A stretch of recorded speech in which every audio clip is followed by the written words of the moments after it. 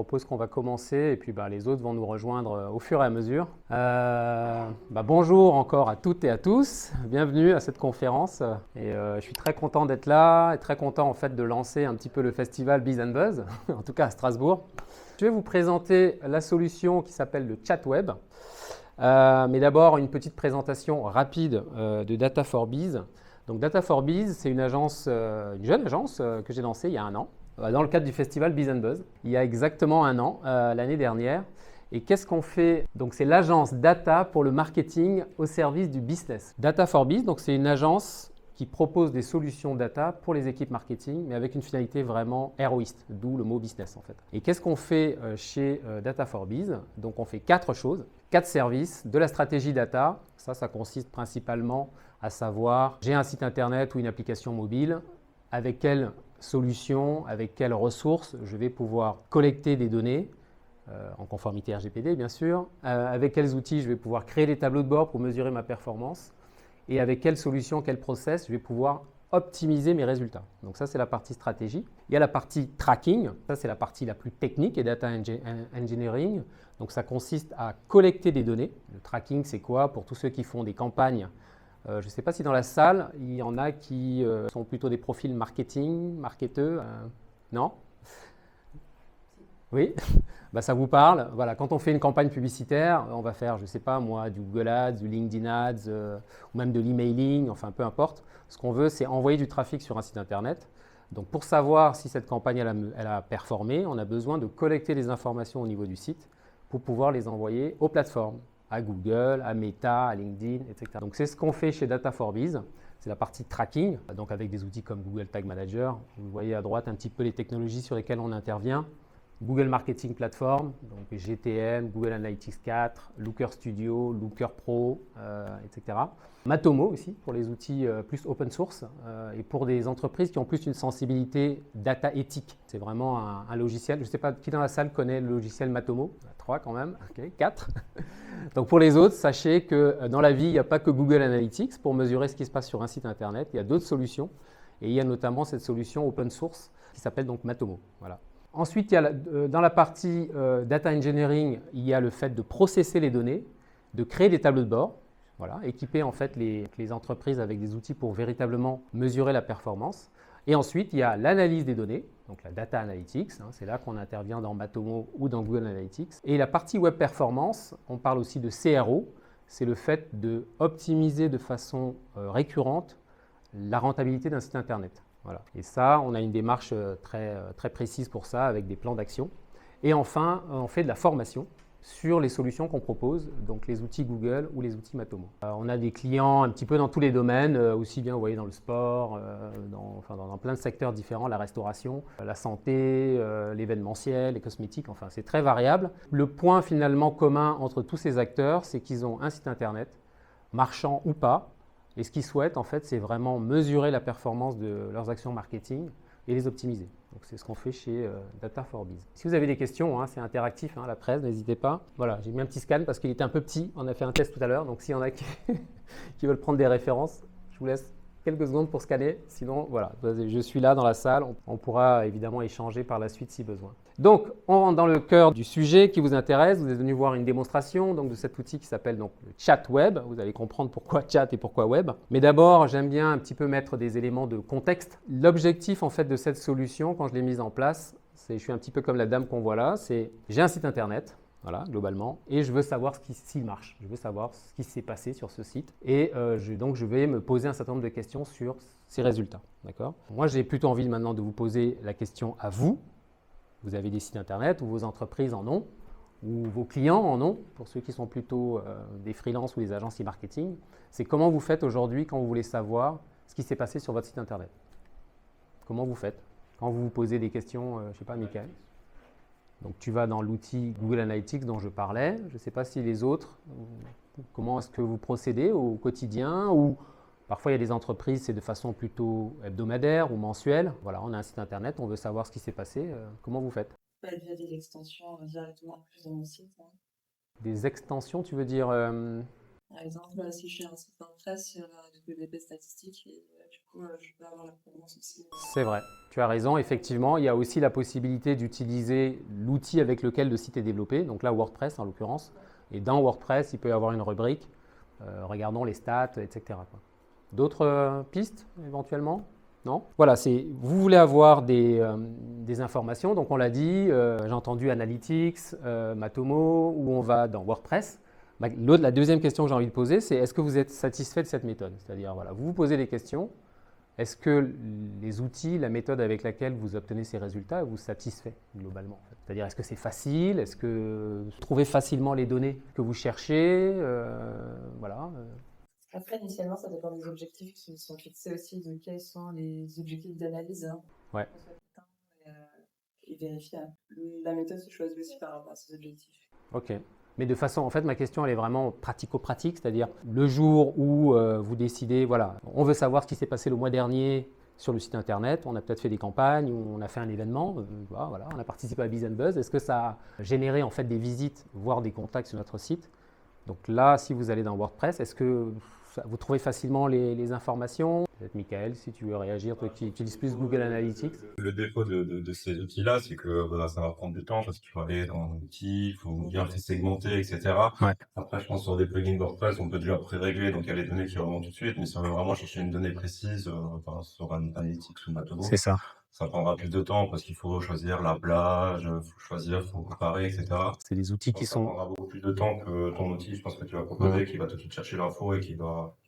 Bah, c'est ça. Je connais pas ton outil, mais... Bah, tu vas le découvrir, mais l'origine en fait, de cet outil, c'est ces problématiques-là. En fait. C'est que souvent, les outils Analytics, Google Analytics, Matomo, enfin, peu importe en fait, la solution, bah, ils sont assez techniques, ils s'adressent à des marketeurs, ils s'adressent à des data analystes, des web analystes, donc des gens qui ont l'habitude de processer de la donnée, d'aller chercher, de créer des tableaux de bord. Les outils analytiques sont difficiles à maîtriser. Alors on peut se former évidemment sur les outils, hein, mais ça prend du temps, voilà, il faut des compétences.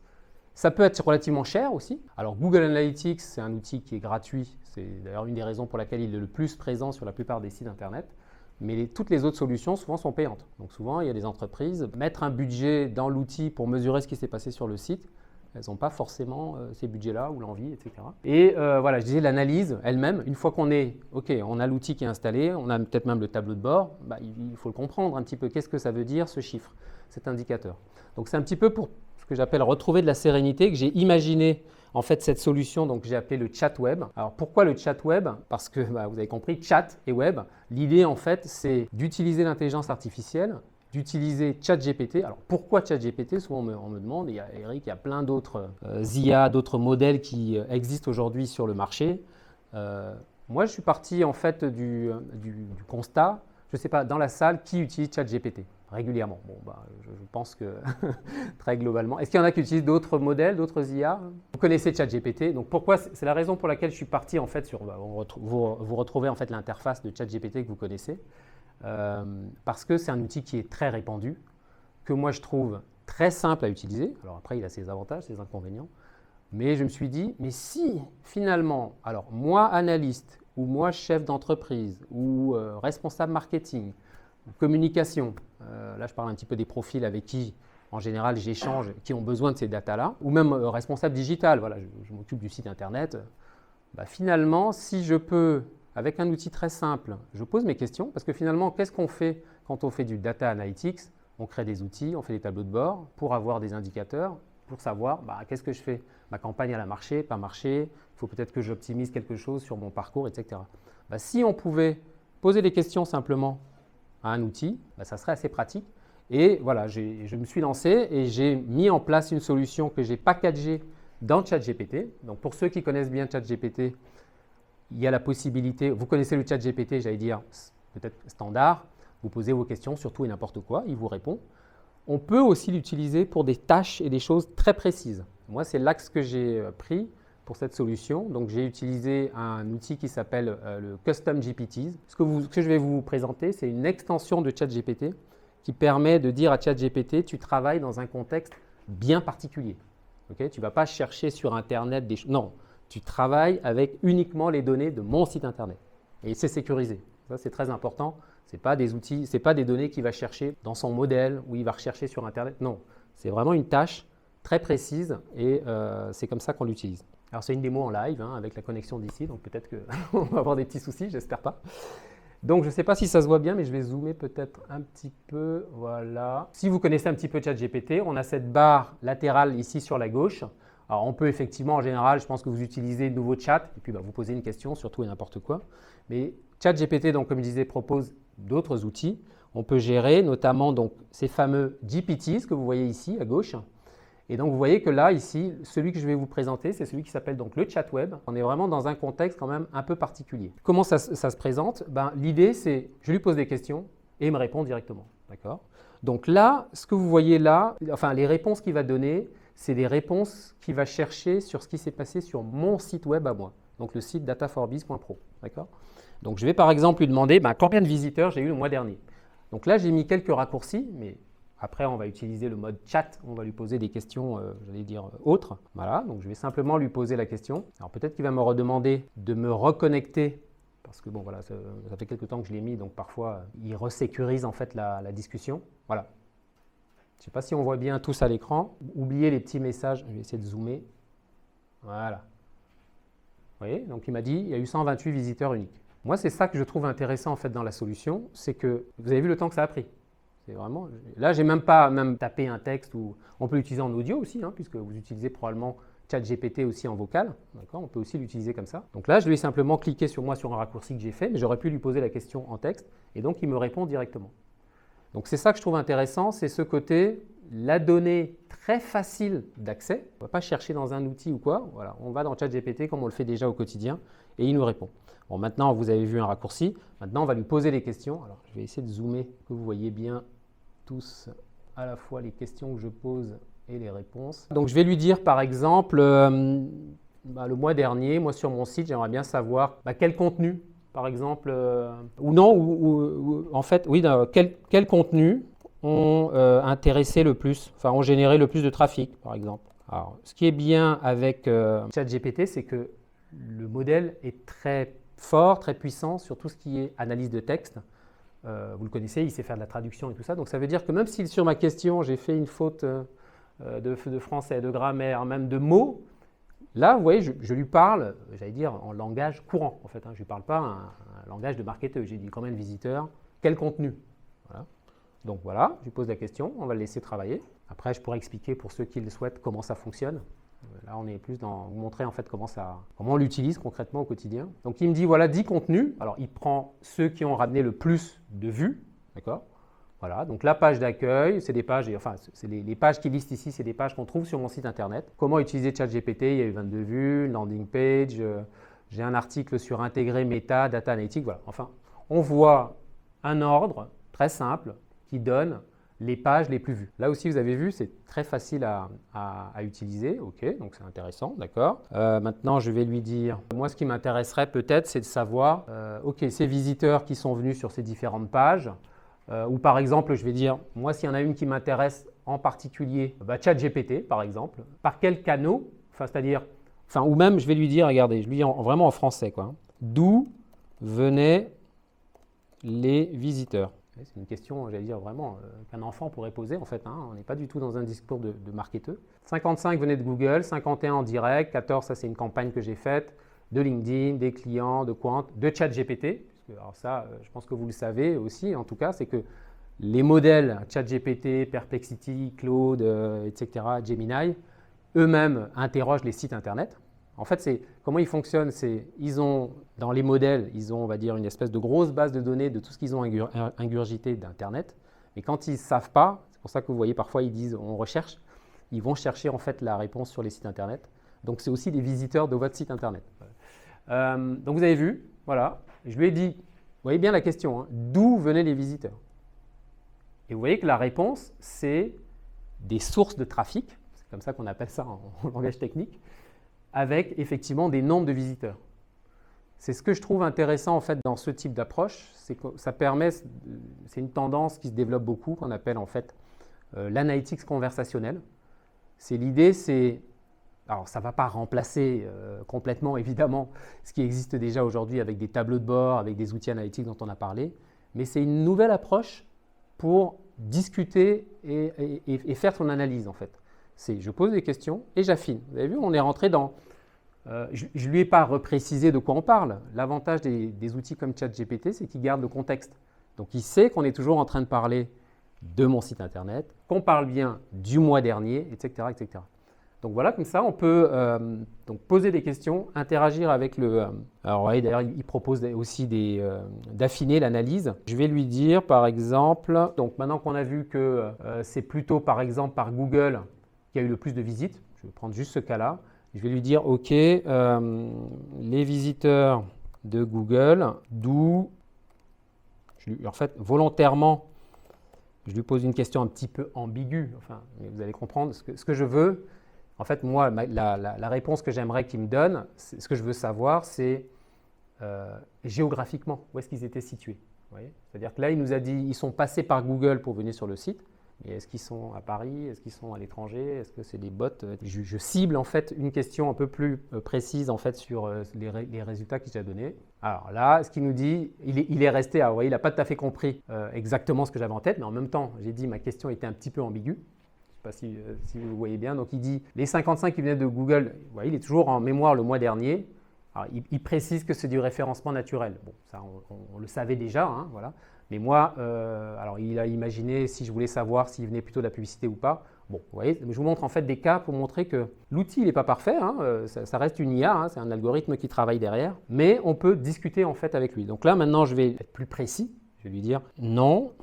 Je veux savoir où ils étaient situés, on va dire géographiquement.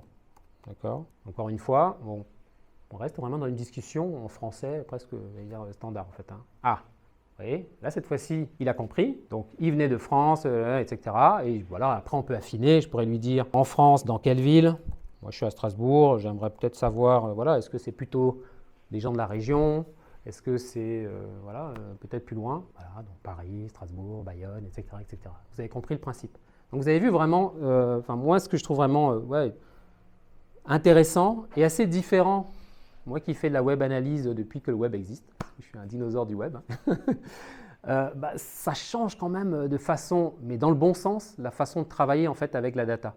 C'est que plutôt que d'aller effectivement, comme je disais, passer beaucoup de temps aller chercher cette donnée, la mettre dans des tableaux de bord. Là, on a une nouvelle possibilité avec ce genre d'outils, et c'est grâce notamment aux IA, en fait, dans leur capacité à facilement comprendre ce que moi je pose comme question, parce que vous avez vu, je pense que toi qui connais Google Analytics, si tu voulais avoir exactement la même chose, alors on n'est pas sur des données très complexes, hein, mais si tu veux avoir la même chose dans Google Analytics, tu vas dire, OK, je me connecte à Google Analytics, il faut que je lui dise, c'est quelle période? Ah oui, le mois dernier, OK.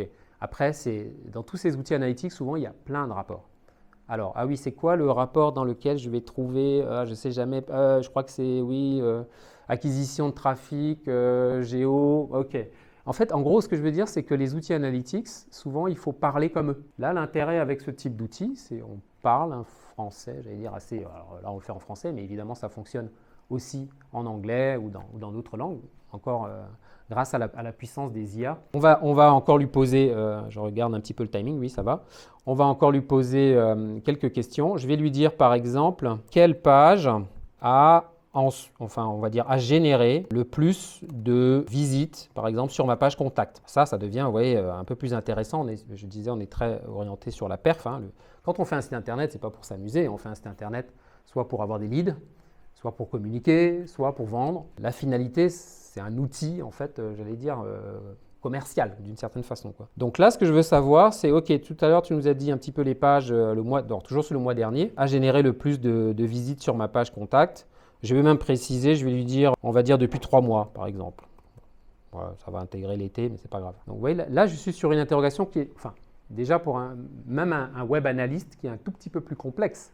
Parce que je lui dis, tu nous as dit que les pages principales qui ont été visitées, OK, mais moi je veux savoir, parmi les pages que les internautes ont vues sur mon site, quelle est celle qui ensuite, après avoir été vue, les gens sont allés sur ma page contact. Bon, alors c'est un peu étonnant, par contre, une visite à vérifier quand même, mais il me donne collecter et réconcilier les datas, donc la page ayant conduit les visiteurs vers votre page contact, c'est celle-là.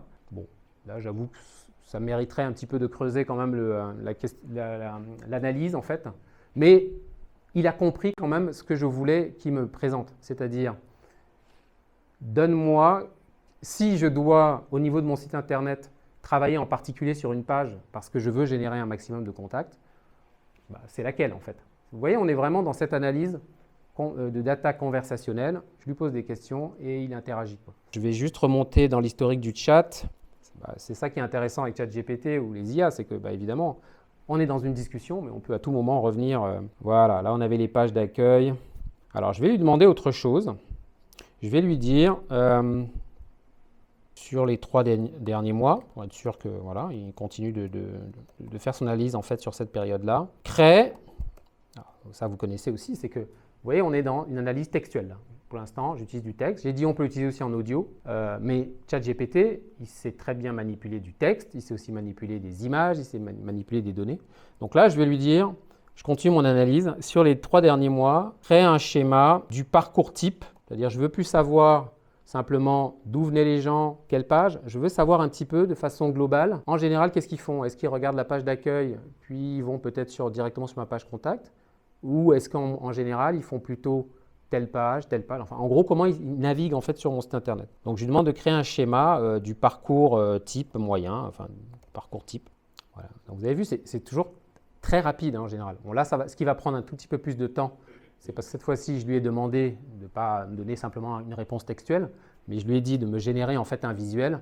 Alors, sur la partie génération de visuel, on disait tout à l'heure, en fait, des IA, il y a des avantages et des inconvénients. ChatGPT sait générer des images, bien entendu. Moi, personnellement, je trouve qu'il y a des IA, effectivement, comme Gemini ou comme d'autres qui sont plus pertinentes là-dessus. Mais lui s'en sort aussi très bien. Donc voilà, il est en train d'affiner en fait l'image. Mais vous voyez que la partie, en fait, aller chercher l'information, la rapatrier dans notre chat, elle est déjà faite. Là, ce qui prend un peu de temps, c'est plus la création en fait, du visuel. Là, pour le coup, il s'en est pas… c'est pas terrible ce qu'il nous a… Je regarde quand même ce qu'il a mis, s'il a mis quelque chose en dessous. C'est pas forcément intéressant dans notre cas parce que vous voyez ce qu'il dit. Visite du site web, consultation d'une page, article, plutôt blog, et ensuite visite de la page contact. Alors, je vais lui demander d'affiner. Je vais lui dire, mets à jour l'image, enfin le schéma. Encore une fois, quand je disais les mots, c'est ça qui est intéressant aussi dans cette approche, c'est que j'oblige l'outil à parler mon jargon à moi. Pas celui de Google, de Matomo, non, mon jargon à moi. Donc, là, vous voyez, je lui parle de schéma et il m'a bien fait une image. Donc, mets à jour le schéma pour montrer le parcours intégrant, enfin, on va dire plutôt, par exemple, des visites qui ont débuté sur, je vais chercher un peu dans l'historique, prendre une des pages qu'on avait ici. Je vais lui prendre, par exemple, ChatGPT, voilà, tout simplement, par exemple. Donc, le parcours des visites qui ont débuté sur la page ChatGPT. Moi, la solution, elle fonctionne avec des outils, avec la solution Google Analytics. Là, ce qu'on voit, c'est les données qui viennent de Google Analytics 4. Mais on peut utiliser d'autres outils. Je la mets en place en 1 semaine, 2 semaines maximum. En fait, ça dépend si vous avez… en fait, j'ai une slide, je vais présenter peut-être l'intégration technique, mais pour vous répondre concrètement en termes de temps, ouais, ça peut être fait en 1 semaine, hein, c'est assez rapide. Ah, alors là, vous voyez ce qui peut se passer, c'est qu'il a perdu la session. Comme je disais, en fait, il faut voir que là, toutes les données qu'on voit, il n'y a que moi qui les vois parce que je suis connecté avec mon compte sur mes données GA4. Donc de temps en temps, voilà, il faut simplement que je lui dise que c'est bien, je suis toujours connecté. Donc il me faut juste un petit peu de temps de rechoper le mot de passe. Voilà, bon là, normalement, il va repartir son analyse, voilà. Donc on lui a demandé, on avait un schéma pas terrible, enfin, par rapport à l'analyse que je souhaite faire, elle ne m'intéresse pas. Tu mets à jour, mais je te donne des précisions en fait. Alors voilà, c'est en train de s'afficher un petit peu plus bas. Pendant que l'image est en train de s'affiner, quand vous analysez en général vos sites internet, là on a vu vraiment des questions assez standards que je vais vous montrer, mais ça fonctionne. Je l'utilise en fait avec des clients sur des sites e-commerce. Donc là, là c'est sur le site data4biz.pro, donc il n'a pas une vocation, il ne vend rien directement depuis le site internet. Mais vous avez un site marchand, peu importe, hein, Magento, PrestaShop, ce que vous voulez en fait. Vous pouvez très bien utiliser ce type de solution pour savoir combien de ventes ont été réalisées, c'était quoi les produits les plus vendus. Qu'est-ce qu'il nous a dit? Il a dit page ChatGPT, consultation d'une page article, visite la page contact. Bon, là pour le coup, ce n'est pas forcément très concluant. Vous avez vu, c'est une nouvelle façon, c'est une nouvelle approche d'interroger les données et de travailler avec. Les IA, elles marchent, on va dire de mieux en mieux, mais il faut les contrôler. On a l'exemple là à l'écran, en fait, c'est-à-dire il nous donne une réponse, mais qui, moi, me satisfait pas complètement. Mais je vous montre quand même, je vais vous montrer en fait un exemple de schéma que j'ai pu obtenir avec cette solution-là sur une autre analyse. Voilà, vous voyez. Donc ça, ce schéma-là, parcours des visiteurs ici de Google. Donc vous avez vu, en fait, il a créé en fait un schéma qui montre de façon assez macro comment en général les visiteurs qui sont venus par Google sur le site internet se sont ventilés en fait. Voilà. Et certains sont allés voir ChatGPT, d'autres le guide. Ensuite, il a affiné globalement depuis la page d'accueil, voilà un petit peu ce que les gens regardent. Donc ça, c'est un exemple aussi de rendu qu'on peut avoir avec la solution. Et juste avant de prendre vos questions, on va encore lui demander une dernière chose pour vous montrer toujours les possibilités en fait que vous connaissez peut-être déjà avec ChatGPT. C'est OK, très bien, maintenant, crée un PDF avec je vais dire, l'ensemble de l'analyse qu'on a faite là. Voilà. Ça, vous le savez sûrement aussi, c'est que ChatGPT, il a aussi la possibilité de générer du contenu de type PDF. On a vu, il fait du texte, il fait de l'image, il fait de l'audio, mais il peut aussi générer en fait des fichiers. Voilà, c'est encore un autre intérêt de ce type de solution, c'est que vous avez vu quand je parle d'analyse conversationnelle, je lui pose des questions, il me répond, je discute en fait avec la solution, voilà, et donc là il m'a fait un fichier PDF. Alors on va le regarder, c'est très basique, mais je veux dire que pour beaucoup d'utilisation au quotidien finalement, je reviens à la question de départ, c'est une solution qui est là pour je veux aller vite, je me pose des questions sur mon site internet et je veux qu'il me réponde. Voilà, il me répond en live, j'allais dire pendant le chat, mais je peux très bien aussi donc lui demander de créer ici un fichier PDF. Alors, je ne sais pas si on va le voir sur cet écran-là, sinon il faudra que je le… Bon, c'est pas grave, je vous le montre comme ça. Vous voyez, en fait, il a fait, je sais pas, on ne voyez probablement pas là-bas, mais il a fait un fichier PDF. La présentation est basique, d'accord ? Mais il a remis en fait toutes les questions et les réponses. Vous voyez, on retrouve aussi le schéma qu'on a vu tout à l'heure. Donc il l'intègre, il a simplement synthétisé un petit peu tout ce qu'on a vu dans ChatGPT dans un fichier PDF que vous pouvez télécharger, utiliser, envoyer à un partenaire, à un collègue ou à quelqu'un qui a besoin d'avoir les infos. Donc voilà encore un petit peu en synthèse que je voulais vous présenter là ce matin. Après, je vais prendre maintenant des questions. Je vais affiner aussi, vous vouliez savoir effectivement comment tout ça fonctionne. Mais peut-être comme il y a un peu plus de monde là, on prend un peu plus de temps pour échanger. On peut continuer à lui poser des questions si vous le souhaitez. Mais dites-moi un petit peu, voilà, par rapport à cet outil, est-ce que vous avez des questions, des remarques? Non, pas de questions. Je disais ChatGPT de base, comment il fonctionne? Il a, on va dire, deux sources d'informations. Il a son modèle, donc ça c'est en gros tout ce qui a été produit sur Internet, voilà, qu'il met à jour régulièrement. C'est pour ça qu'il fait aussi des versions de son modèle. Il faut le voir comme une grosse base de données. Voilà. Et là, c'est ChatGPT qui a la donnée. Soit il va aller interroger cette donnée-là et il va fournir des réponses, soit… C'est pour ça que parfois il fait « je recherche sur Internet ». C'est-à-dire quand il n'a pas déjà cette donnée dans sa base qu'il a ingurgitée, il va chercher sur Internet. Mais il cherche sur Internet sur les sites publics, les sites où il faut s'authentifier, etc. Il ne va pas pouvoir. Maintenant, là, ce qu'on a vu, c'est des données, j'imagine que pour les clients dont vous parlez, c'est des données qui sont en général dans leurs outils analytics. Google Analytics, Matomo, Piwik. Ça, il ne peut pas, de base, il ne peut pas aller chercher ces données-là qui sont souvent dans des outils qui sont sécurisés. Donc, comment ça fonctionne? En fait, la solution, le chat web que je vous montre là. Là, l'exemple que je vous ai montré, on est allé chercher les données dans GA4. D'accord? Donc, les données de votre client qui sont aujourd'hui sécurisées dans GA4, on les met dans un cloud sécurisé. D'accord? Moi, j'utilise en fait l'environnement Google BigQuery, mais ça peut être un autre data warehouse. Les données de vos clients, elles sont sécurisées. En fait, on prend les données qui sont dans l'outil Analytics, on les met dans ce cloud, et c'est ce cloud qu'on interroge en fait avec ChatGPT. Et je ne sais pas si vous n'étiez peut-être pas là, c'est pour ça que tout à l'heure j'ai dû me reconnecter, c'est que quand on utilise en fait la solution, le chat web, ce n'est pas une extension ChatGPT qui est disponible à tout le monde. Je l'installe pour les entreprises. Et une fois que c'est installé dans leur chat GPT à elles, il n'y a que les personnes de cette entreprise-là qui ont le raccourci du chat web. Et quand elles l'utilisent, c'est un peu comme une session, quoi. Quand elles l'utilisent, elles vont devoir se connecter. Et pourquoi? Parce que comme c'est dans cet environnement sécurisé, elles se connectent et ensuite elles l'utilisent. Donc les données ne sont pas du tout comme ça diffusées à tout va. Non, l'entreprise garde la main sur ces données. Oui. Est-ce que les réponses qui sont assez stratégiques au fil de la conversation Ça alimente pas la base de données de ChatGPT après, ça reste vraiment dans la conversation. Enfin, ça Alors, sort pas. toujours effectivement la question sur, on va dire, la privacy et vérifier ça. Ça, c'est une option. Moi, c'est ce que j'ai pris dans ce que je vous ai montré là. C'est que quand on fait donc ces fameuses extensions ChatGPT, en fait, pour accéder au chat web, une fois que c'est installé pour votre entreprise, vous aurez un raccourci de ce type-là, d'accord? Et donc, il n'y a bien que vous qui y accédez. Et autre chose, pour répondre vraiment précisément à votre question, alors, pardon, j'ai perdu le fil, c'était… Ah oui, l'historique, oui, si ça nourrissait en fait l'IA. Alors, c'est une option, quand on paramètre en fait donc le chat web, l'extension GPT, c'est une option qu'on choisit. Est-ce qu'on veut que ChatGPT se serve de l'historique des conversations qui sont là-dedans pour entraîner son algo ou pas? Moi, évidemment, je le décoche. Comme ça, ça évite que cet historique de conversation il aille nourrir en fait l'IA, quoi. Ok. Le coût, alors ça coûte 500 €. Actuellement, je fais une réduction parce que l'outil est en lancement. Actuellement, c'est à 450 € et ça prend entre 1 ou 2 semaines pour se mettre en place sur des outils GA4. Voilà. Après, si vous avez une autre source de données, ça va à voir un petit peu. Et juste sur le coût, vous avez compris comment ça fonctionne.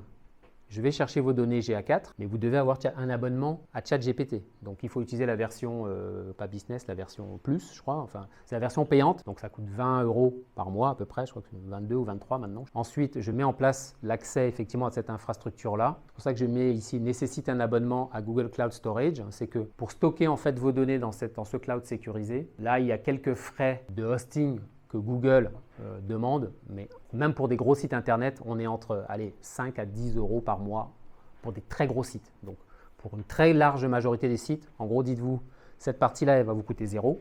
Vous allez payer vos 23 € par mois de ChatGPT, et moi, la solution, je la mets en place avec 500 €. Est-ce qu'il y a d'autres questions? Ok, en tout cas, là, on n'a plus trop le temps, mais c'est une solution évidemment qui est en développement. Il y a toute une roadmap avec pas mal de choses qui sont prévues, le passer sur Gemini, etc. Mais voilà, en tout cas, moi, je serai présent le reste de la journée là, de Biz & Buzz. Je serai en face. Pour ceux qui vont à la soirée gala aussi ce soir, j'y serai. Si jamais il y a des questions ou des gens qui veulent échanger avec moi, voilà, vous avez mes coordonnées, vous avez tout ce qu'il faut. En tout cas, je vous remercie et j'espère que ça vous a intéressé. Merci.